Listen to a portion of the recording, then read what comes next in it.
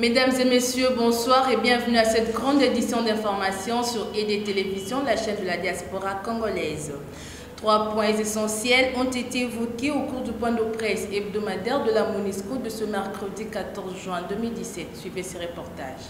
La mission de l'Organisation des Nations Unies pour la stabilisation en République démocratique du Congo a tenu son point de presse hebdomadaire le mercredi 14 juin à son quartier général. Plusieurs points ont été à l'affiche, notamment la visite du secrétaire général adjoint des Nations Unies chargé des opérations, l'activité du composant de la MONUSCO ainsi que la situation sécuritaire en République démocratique du Congo. Concernant la visite du 12 au 16 juin 2017 en République démocratique du Congo du secrétaire général adjoint des Nations Unies chargé des opérations de maintien de la paix, Jean-Pierre Lacroix, qui, depuis sa nomination en février 2017, est venu rencontrer les autorités congolaises, à savoir le ministre des Affaires étrangères, les membres de l'Assemblée nationale, ainsi que le président Kabila. Pour ce qui est de l'activisme du composant de la MONUSCO, les sœurs des enfants victimes du conflit armé en RDC restent une préoccupation permanente pour la section protection de l'enfant de la MONUSCO qui a documenté durant la période du 5 au 9 juin 2017 un total de 62 cas de violences graves des droits de l'enfant. Enfin, en situation sécuritaire, la ville-province de Kinshasa et dans les autres provinces situées dans la partie occidentale de la RDC a été jugée stable durant la semaine écoulée.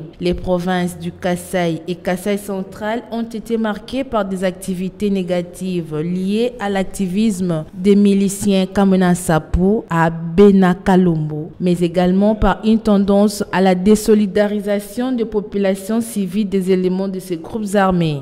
Parlons santé, l'humanité tout entière a célébré le mercredi 14 juin la journée internationale des dons bénévoles de sang, avec comme thème « Donner le sang, donner maintenant et donner souvent ». Suivez ces reportages de Denise Gamela. Le 14 juin de chaque année, l'humanité tout entière célèbre la journée internationale de dons bénévoles de sang. Pour cette année, les thèmes choisis sont « Donner le sang, donner maintenant et donner souvent ». À cette occasion, le Programme national de transfusion sanguine a organisé des collectes de sang dans tout le coin de la ville de Kinshasa. Prenant la parole, les docteurs assistantes à la division de gestion des donneurs de sang a expliqué le sens de cette journée.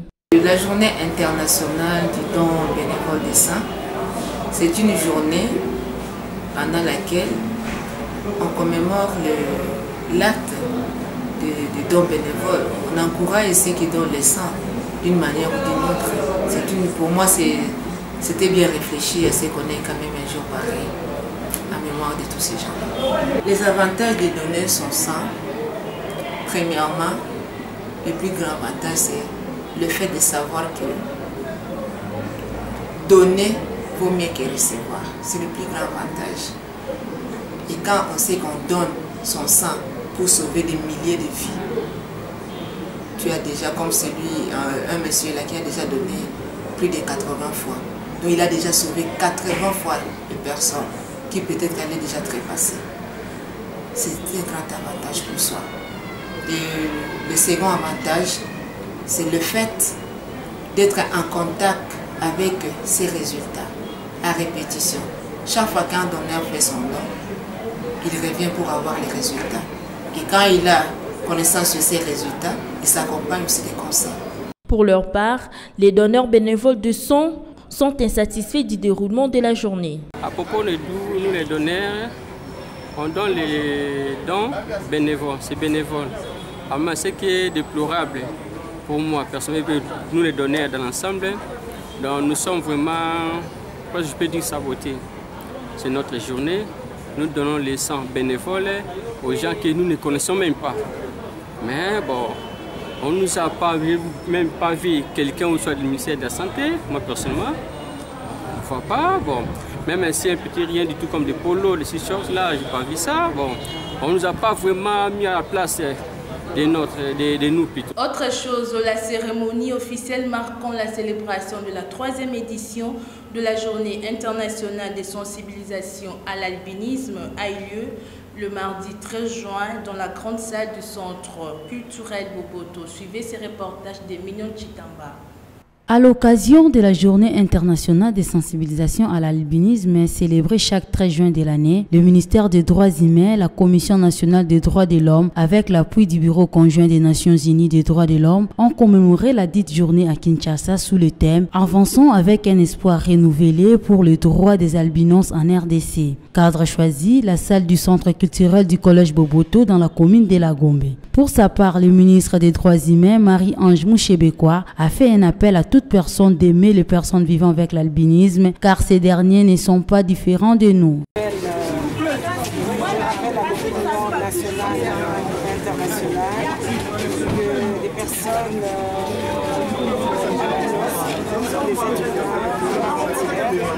bénéficiant des mêmes droits que toutes les autres personnes. En tout cas, en République démocratique du Congo, il n'y a aucune loi qui discrimine une personne vivant avec l'albinisme. Les enfants albinos ont le droit de fréquenter les mêmes écoles que tous les enfants, d'être soignés, de bénéficier des soins médicaux au même pied d'égalité que tous les autres Congolais.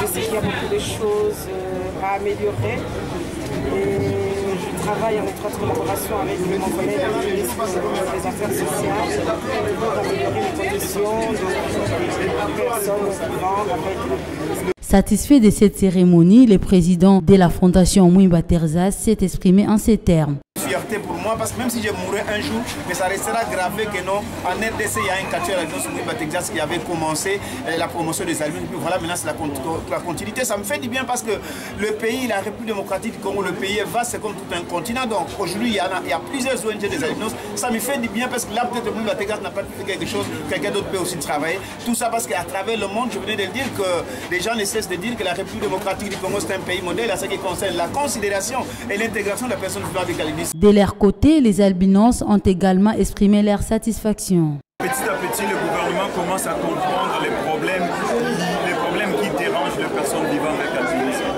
Donc je suis vraiment ému de ça.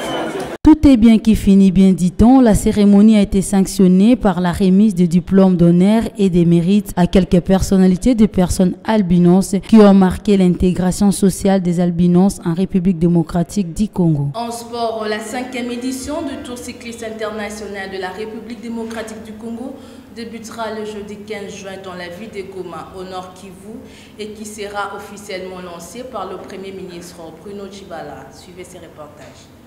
Le ministre de Sport et Loisirs, Papi Nyango, a annoncé le lancement officiel de la 5e édition du Tour cycliste international de la République démocratique du Congo le jeudi 15 juin dans la ville de Goma au nord Kivu par le Premier ministre Bruno Tshibala. En effet, le mercredi 14 juin sera l'arrivée à Goma de l'avion apprêté par le gouvernement congolais en faveur des compétiteurs internationaux de plusieurs pays africains et européens. Pour rappel, la 4e édition du Tour cycliste international avait eu comme résultat premier au classement Van der Poel de la Hollande. Espérons que pour cette nouvelle édition, les Congolais seront en tête de l'affiche. Merci d'être nombreux à nous suivre. Restez sur ED Télévision, la chaîne de la diaspora congolaise.